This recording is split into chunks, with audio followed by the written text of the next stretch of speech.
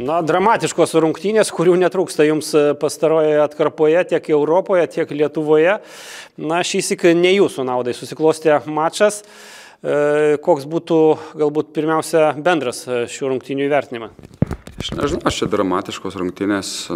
Aš manau, kad laimėjau geresnė komanda, kuri parodė daugiau noro, kuri parodė daugiau energijos rungtynėse, kuri norėjo kovoti dėl kiekvieno kamulio. Tai ir laimėjau, tai sveikinimai varžovams, sėkmės jiem toliau taurės turnyre, kad nukeliautų kuo toliau. O savo ruoštų iš savos komandos to visur pritrūko, tai buvom šviežesni, turėjom būti ir greitesni, ir naglesni, sakykime, tai, bet to nepadarėm. Tai tenka konstatuoti faktą, kad geresnė komanda šiandien laimėjo.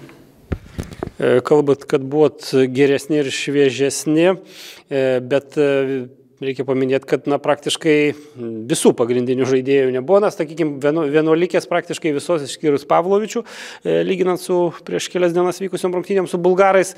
Kiek vis dėlto tai turėjo įtakos rungtynių baigčiai?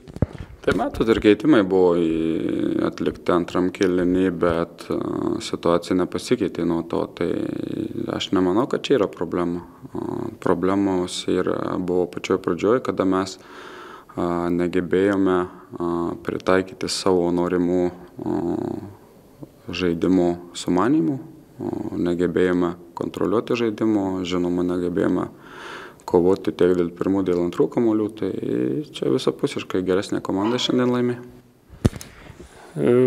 Aišku, antrasis kėlinys itin nesėkmingai prasidėjo.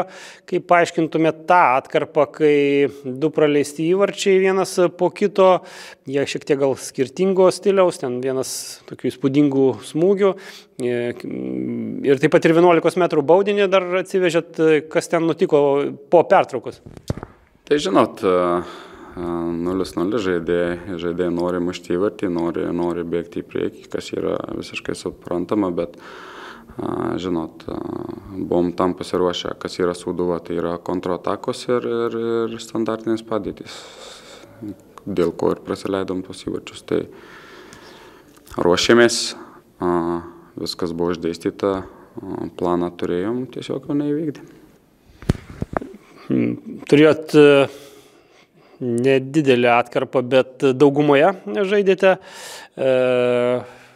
Ten įmanoma buvo kažką perlaužti jau tą susitikimą eigą, ar vis dėlto per mažai laiko buvo likę, kad realiai pakeisti situaciją?